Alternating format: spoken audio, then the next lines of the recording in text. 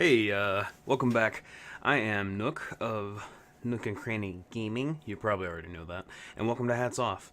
This is a little forum for me to just kind of talk about the channel, answer questions from you guys, and just kind of get to know each other better. Each one another, but each you and me and you, so happy together, we're going to learn about each other. So, welcome to Hats Off. That was really awkward. So this week I'm going to be answering a question. I'm going to try to do this as best I can in the amount of time that I have. I usually limit to myself to about 5 minutes, so I'm going to try. Here we go. Andrew Wright, also known as Digital Drew 92, asks, well, he says, in a questioning manner, I don't have any mind-blowing questions, but maybe what your favorite game is or why you love gaming so much would be cool.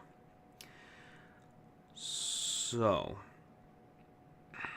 how do I answer this question? This is one I've been thinking about this all day long before I've done this video.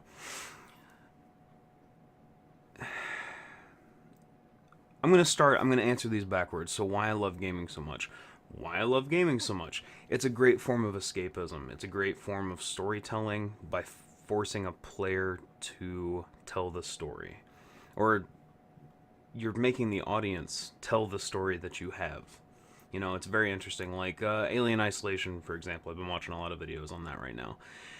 It's a great story, and it's creepy, and it's slow, and it's sludgy as you're going through it, and it's fantastic. I love it.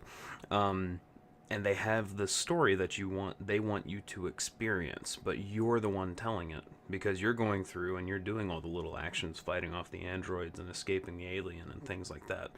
I love story-driven games. Style really attracts me to games. Different styles, I don't know, comparing like Guacamelee to The Fall, or something that's really realistic like The Last of Us. Speaking of The Last of Us, it's a fantastic game with an amazing story. I don't think I've cried so much playing a game. I've never cried within the first 2 minutes of playing a game. That's for damn sure. And Last of Us really tugged at my old heartstrings. So I'd have to say that, you know, Last of Us is out there in the games that I do like because of the story that's being told and how it's being delivered. And it's got some great characters. And I think that's really important in the games that I do love are characters, as well as style and always gameplay. I mean, if the game doesn't feel good under your hands, and there's a problem like communicating your actions to the game, then you're not going to enjoy yourself as much, and that's a problem. That's a bummer, man.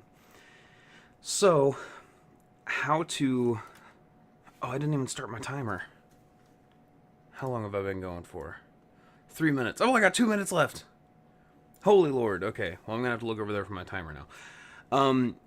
So going back to my gaming roots, I started playing games like Off-Road, Tasmania Escape from Mars, which I have around here. There's no time.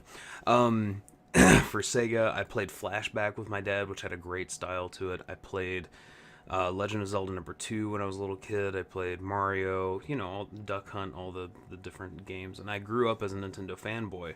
I had Game Boy Color, Game Boy Advanced. I missed out on Game Boy just because, you know, I was a little poorer when I was younger. My parents ended up doing really well for themselves. I'm really proud of them where they're at now. But when I was younger, we were a little poorer, so I didn't have a whole lot. And my dad brought home an N64 one time. Oh man, am I gonna question myself on what my favorite game is? Here we go. All right, so but during that time of when I was little and playing those games, 4 minutes already, I didn't really get the games had an ending. I just knew that you sat down, you played them, and I think it's because there was no saving mechanic. Well, there wasn't a whole lot of saving mechanic. I know The Legend of Zelda had a saving mechanic, things like that, but the lack of the mechanic of being able to save your progress, like in my child mind, made me think that progress wasn't important. So it was just like, okay, you play this game for a little bit, you leave, you come back, you play the same thing over and over and over, and it's fantastic. And I realized over the years, I mean, well, when I got to certain games, that you can make progress in these, and that there's an ending. In the first game, I was gonna lie to you guys, I just realized, the first game that made me realize that was Banjo-Kazooie. Oh man, I'm really gonna have to fight hard on choosing my favorite game now. And we're at 5 minutes. Okay, I'm gonna make this really quick. So I was gonna tell you that Legend of Zelda is my favorite game. It's definitely my favorite fictional franchise. It's got so many theories to it. The timeline, yeah, it's convoluted. Whatever, I don't care. There are so many ties and so much lore and so much heart to those games. There's so many things that you can connect from game to game, or you can just have your favorite and play it. The game also has so many different play styles. Yes, it's mainly an RPG. Yes, it's mainly running around killing bad guys, go save the princess. Woo! But there's, the 2D versions, there's the 3D versions, there's the 2.5D versions where, Link the Past, Phantom Hourglass, those, so it's like a 2D, but it's like overhead, whatever. It's whatever. I call them 2.5D because you're kind of like at an angle in the world. Anyways, Legend of Zelda is definitely my favorite fictional franchise. But now that I've mentioned Banjo-Kazooie, that's really stuck in my heart for many, many years.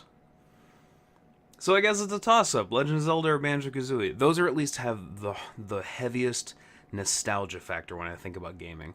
And those are the ones that affected me the most, because I realized that I can complete these. And I think Banjo-Kazooie is probably one of the first games I ever completed, as well as Legend of Zelda. And that's one of the reasons that I love that game so much, is because it helped me develop a lot of skills like puzzle solving and storytelling, and and I realized, there's an ending to these things, and I went back and replayed all my favorites. This is gonna be longer. Screw it. I got a lot to say. Not too much longer, I promise. You can probably see the little red bar down here. It's telling you exactly how long the video is. I'm not sure where my camera's at because I don't like looking at myself.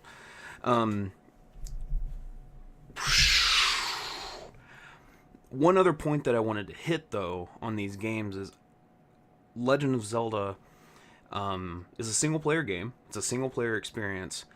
But when I was playing it, I would be on the phone with my buddy Ryan up the street being like, dude, I'm in the Spirit Temple. Like, how do I get past this? I'm here. How do I get past this? He probably got super annoyed by me doing that, but it became a multiplayer experience. It became, a friend experience. And we'd sit down together and play the game. Like, I'd play for a little bit, he'd watch me, or I'd watch him play his save file. And that grew into my friend group a lot. And I think that I've talked about that before. But I actually love single-player games played in groups. There's a lot of fun commentary. There's a lot of fun interaction. And things will, people will pick up on puzzles really quick, or people have a different view on what's going on, and you kind of get to discuss those things on what if this is happening in the story, what if this is happening in the background. On your third playthrough of the game, what if this was going on the whole time and we didn't even realize it, and it's like, wow, theories and stuff. And I really enjoy that aspect of gaming, actually, is digging into the lore, and also like troubleshooting with friends on a single player experience. But that being said, Mario Party 2, one of the best experiences of my life, it was multiplayer gaming with Mario Party 2. So I love my multiplayer games, and I love my single player games, especially horror. Horror in groups is awesome. Man, I'm running long, so I'm gonna try to wrap this up real quick. But horror games like Silent Hill and other things. Yes, I know I'm out of time. Shut up, phone.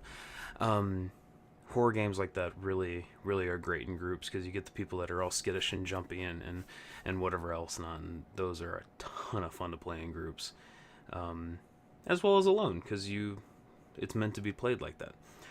But I have to say, I have to give a shout out to my dad for playing video games with me. He's the one who played off-road with me a lot when I was little in Wave Race 64. And he'd whip my ass. He definitely would. And I'd get so pissed off and throw my controllers across the room and huff and puff and stomp out of the room. And he had like this sense of pride, and he'd just laugh and think it was funny. And Mom would be like, "Stephen, stop doing that." And I'd be like, "Rah!" Whatever that was. But he texted me just a few months ago, I think, just out of the blue, and he said, "You remember when we played off-road? Right now, and right near the end there, I actually had to try to win." And that made me feel so good about myself and about our relationship and stuff like that. It was really, really cool. But I have to say that he's the one who got me into gaming. He's the one who bought me my N64. And if it wasn't for him, I might not be here. He's the one that I played Flashback with when I was little. And though some of those memories are foggy because I was so young, they're ones that I probably hold dearest when it comes to gaming. So, had to give a shout out to my dad. Love you, Dad. Love you, Mom. And as for the rest of you, obviously love you guys as well. If there's any questions that you want to ask me in the future that you would like me to answer, please comment below or tweet me at Nook and Cranny Game. And I would love to get to know you guys better. Tell me what your favorite game is. What do you think about my Banjo-Kazooie, my Mario Party kick? What do you think about horror games in groups or single player? You know, let me know. I want to get to know you guys just as much as you're getting to know me. I think that's a lot of fun. I really want to have a lot of interaction within the community of Nook that is slowly building. We'll get to a community. There's a lot of separate subscribers. We'll get to the community aspect eventually, but the adventuring party grows. We're at 32 subscribers, and I can't take any credit for that. That's all you guys spreading the word and commenting and liking and sharing and stuff. And I absolutely appreciate it. Oh my god, we're almost at 12 minutes. I'm cutting myself off. Thank you for watching. I'll see you in the next video.